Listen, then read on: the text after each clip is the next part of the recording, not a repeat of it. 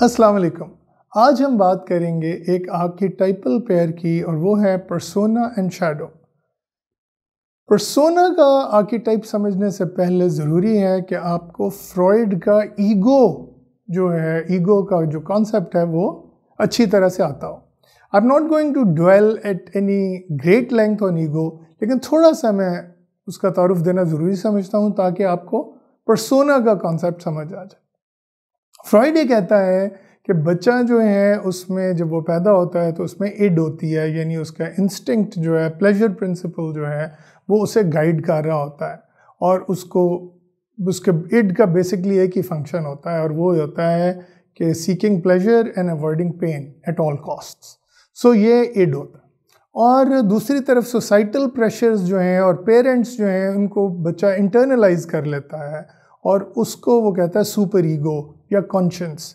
तो एक तरफ बच्चे का ज़मीर है या कॉन्शियंस है या सुपर ईगो है जो उसे चीज़ों करने से रोकता है और उसे क्रिटिसाइज़ करता है और उसे पनिश करता है, और दूसरी तरफ उसके पास उसका इंस्टिंक्ट है जो कि प्लेजर सीकर है और पेन अवॉइडर है। और इन दोनों में जब कॉन्फ्लिक्ट होता है तो शख्सियत ख़तरे में आ जाती है, बच्चे की जो ज़ात है वो ख़तरे में आ जाती है। तो उसका जो सर्वाइवल इंस्टिंक्ट है वो ईगो को क्रिएट करता है। और ईगो क्या है? मैं है, अना है। और वो जो अना है वो अपने आप को प्रिजर्व करने के लिए कुछ बातें इड की मानती है और कुछ बातें सुपर ईगो की मानती है और उनके दरमियान एक बैलेंस क्रिएट करती है। ये वो बच्चा है जो पेरेंट्स के कहने पे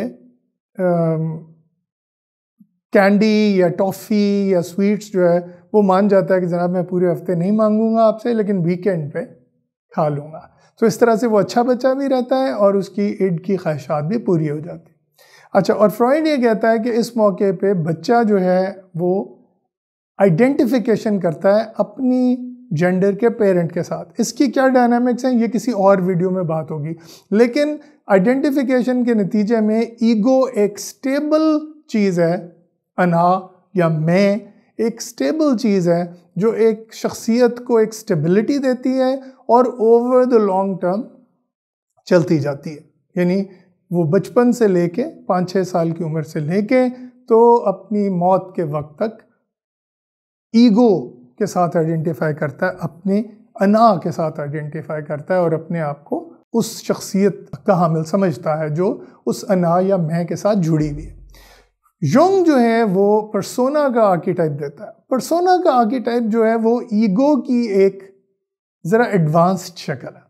युंग ये कहता है कि ईगो इतनी स्टेबल और इतनी स्टैटिक नहीं होती जितना कि फ्रॉइड ने प्रपोज किया है। यानी अगर मैं इसको थोड़ा सा एलैबोरेट करूं तो मैं ये कहूँगा कि युंग के नज़दीक persona is like a mask that you wear. हाँ, वो मास्क जो है वो बज़ाते खुद थोड़ा स्टेबल होता है अपने अंदर, लेकिन हमारे पास एक बहुत बड़ी तादाद होती है मास्क्स की। सो मसलन मैं अपनी वालिदा के साथ जो मेरी शख्सियत है वो मेरे टीचर के सामने नहीं है, वो मेरी बीवी के सामने नहीं है, वो मेरे बेस्ट फ्रेंड के सामने नहीं है। इन सब के साथ मैंने एक डिफरेंट मास्क पहना होता है। सो यू कैन सी कि जो फ्रॉइड का ईगो का कॉन्सेप्ट है वो तो स्टेबल होना चाहिए across all these people. Theoretically I should be the same person with my mother that I am with my best friend, or that I am with my wife, or that I am with my teacher, or that I am with my colleague. होता क्या है? हमें पता है कि ऐसा नहीं होता। अक्सर हम इन सब लोगों के साथ और तरह होते हैं। अच्छा, फिर हम किसी नए ग्रुप में जाते हैं तो हमारी शख्सियत कुछ और हो जाती है। हम एक पुराने ग्रुप के साथ बैठे होते हैं तो हमारी शख्सियत कुछ और हो जाती है। So understanding that persona represents our personality much better is important. So यहाँ पे युंग का जो ये कॉन्सेप्ट है कि जी शख्सियत जो है उसका जो इजहार है वो पर्सोना के ज़रिए होता है। और ये जो पर्सोना है ये कहते हैं कि जो एट्रस्कन्स थे वो अपने माइम्स में और अपने ड्रामों में ये मास्क इस्तेमाल करते थे, जहाँ से युंग ने ये कॉन्सेप्ट लिया पर्सोना का। वैसे भी ग्रीक प्लेज में भी कईयों में ऐसा होता था कि लोगों ने स्टिक्स के साथ ऊपर मास्क लगाए हुए होते थे और उन मास्क को वो आगे पहन के और बदल बदल के एक्टर्स जो हैं वो मुख्तलिफ कैरेक्टर्स को अदा करते थे। अच्छा, अब पर्सोना का जो ऑपोजिट उस पेयर में है पर्सोना का, वो है शैडो। शैडो यानी कि साया।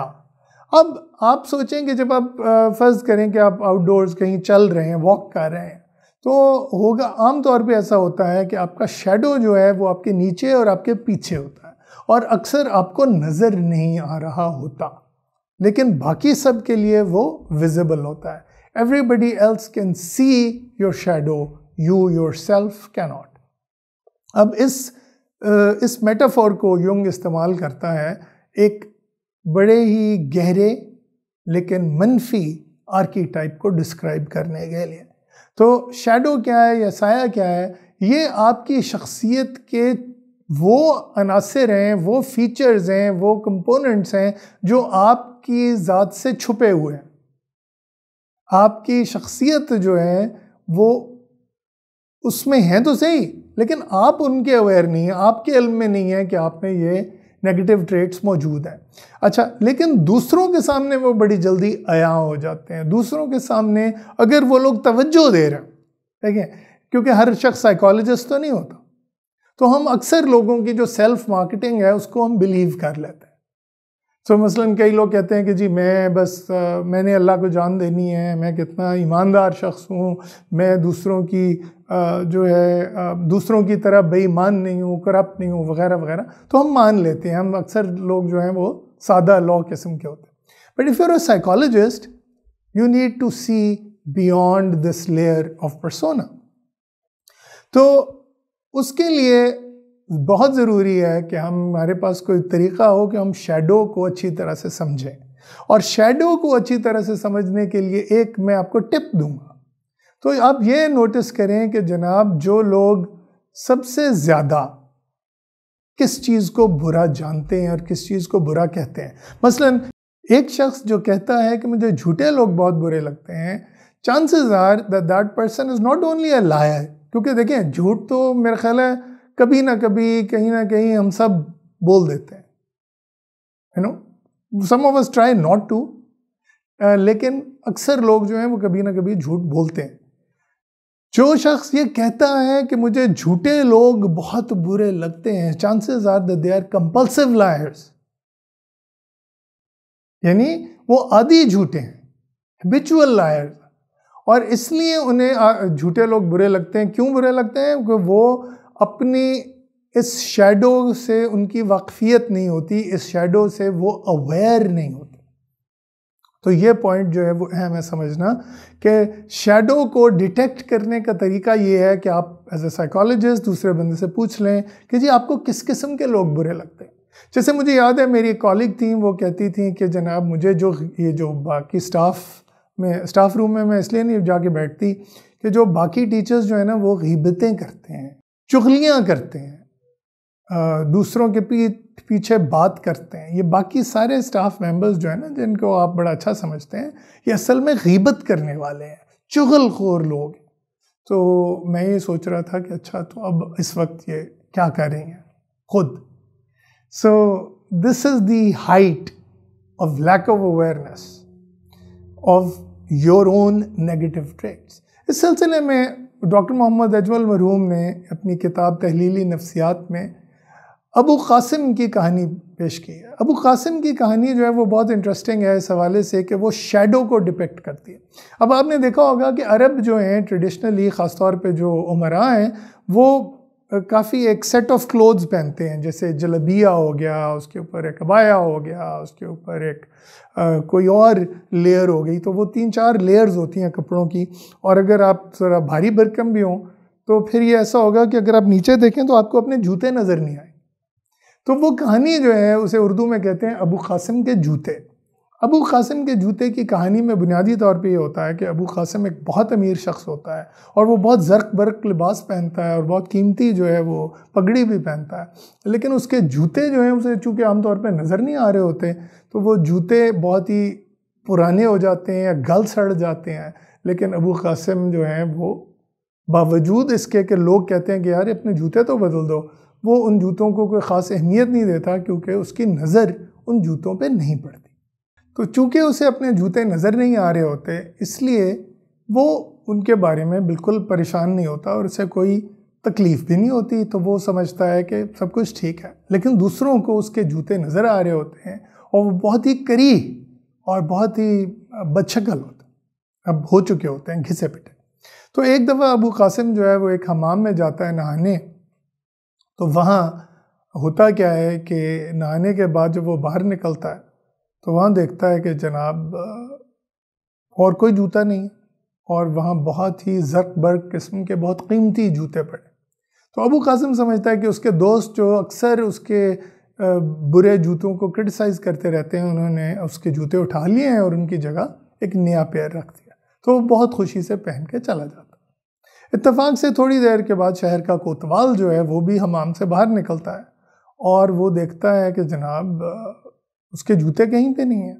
वो दरवाज़ा जो हटाता है और खोलता है तो उसके पीछे अबू कासिम के जूते पड़े होते हैं। तो असल में हुआ क्या होता है कि वो दरवाजे के पीछे जूते अबू कासिम के फंस गए होते हैं। अबू कासिम समझता है कि उसके जूते किसी ने रिप्लेस कर दिए। कोतवाल को बड़ा गुस्सा चढ़ता है कि जनाब मेरे जूते पहन के चला गया अबू कासिम और अपने जूते यहाँ पे छोड़ दिया। तो कोतवाल जो है वो अबू कासिम को बुलवाता है, उसे 1000 दीनार जुर्माना होता है क्योंकि उसे पता है कि अबू कासिम एक बहुत अमीर, बहुत रईस शख्स है और उसे 5 कोड़े भी लगते हैं। अबू कासिम बहुत गुस्से में आता है और वो जनाब क्या करता है कि चलते चलते रास्ते में उठा के अपने जूते फेंकता है। तो जब वो फेंकता है तो सामने एक अत्तार की दुकान होती है और अत्तार की दुकान की खिड़की खुली होती है। तो उसके जूते जाके जो हैं वो अत्तार की खुशबू की शीशियों पे लगते हैं। बहुत सी शीशियाँ टूट जाती हैं, बहुत सा कीमती इत्र जो है वो ज़ाया हो जाता है। अत्तार अदालत में जाता है काजी के पास, काजी अबू कासिम को बुलाता है। अब उसे 5000 दीनार जुर्माना होता है, 10 कोड़े लगते हैं और जूते उसके पास फिर वापस आ जाते हैं। अबू कासिम जो है वो अब बहुत ही गुस्से में आता है। वो अपनी घर की छत पे चढ़ जाता है और वहाँ से उठा के गली में जूते फेंकता है। अब जब वो गली में जूते फेंकता है तो एक हामला औरत के सर पे लगते हैं और उसका जो हमल है वो साक़ित हो जाता है। तो अब वो औरत जो है वो अदालत में जाती है अबू कासिम पे। अब 10,000 दीनार जुर्माना होता है, उसे 20 कोड़े लगते हैं और जूते उसे फिर वापस मिल जाते हैं। अबू कासिम बहुत ही गुस्से में आता है, बहुत परेशान होता है और अब जाके तो एक गंदे नाले में अपने जूते फेंक देता है। इत्तेफाक से क्या होता है कि वो गंदा नाला जो है वो उसमें जब वो जूते बहते हैं तो वो सुअर में जो निकास का निज़ाम है उसमें जाके वो जूते फंस जाते हैं और सारा शहर जो है वो गंद से भर जाता है, गलाजत से भर जाता है। सारे गंदे नाले जो हैं वो उबलना शुरू कर देते हैं और जब वो प्लम्बर्स जो हैं वो जाके तो डिटेक्ट करते हैं किसी प्रॉब्लम किस पाइप में है, वहाँ से निकालते हैं तो अबू कासिम के जूते निकलते हैं।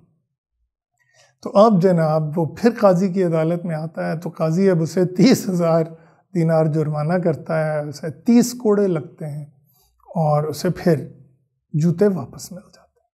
अब अबू कासिम को समझ नहीं आती कि वो क्या करे।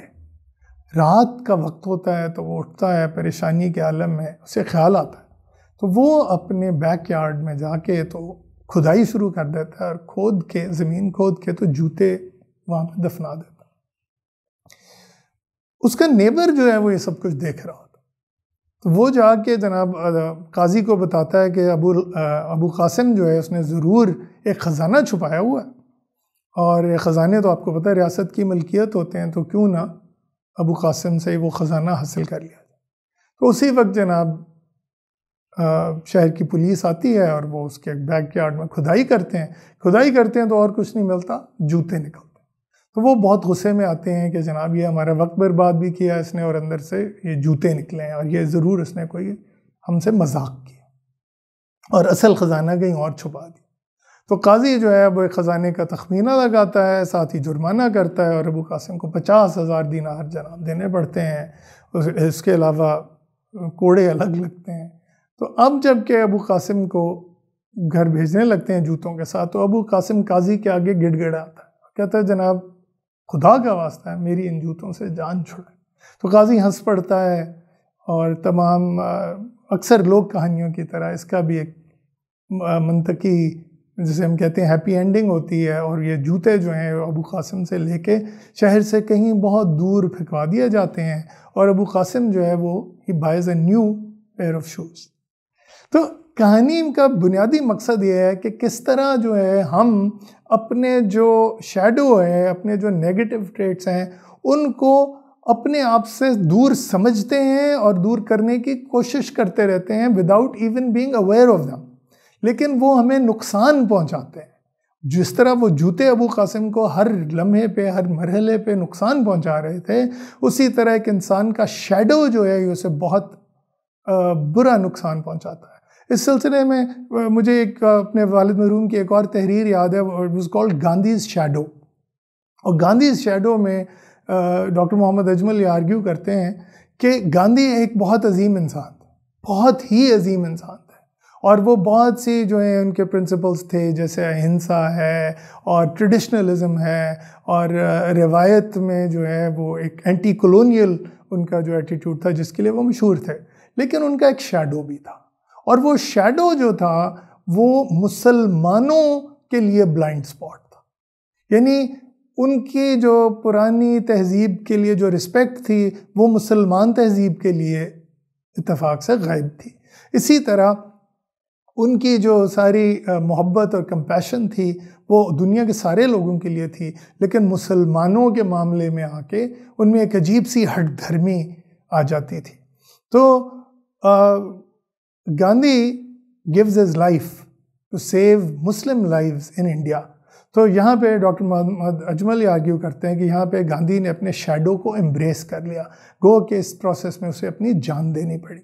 इसी तरह later in a personal discussion he was talking about Bhutto's shadow, कि जुल्फ़िकार अली भुट्टो कितने अजीम लीडर थे, लेकिन उनकी कई अजीब हरकतें होती थीं जो कि हैरान कुन हद तक एक लो लेवल के इंसान की होती हैं, जैसे मुखालिफिन को जेलों में बंद करना या उन पर तशद्दुद करवाना, उनको ह्यूमिलिएट करना वगैरह।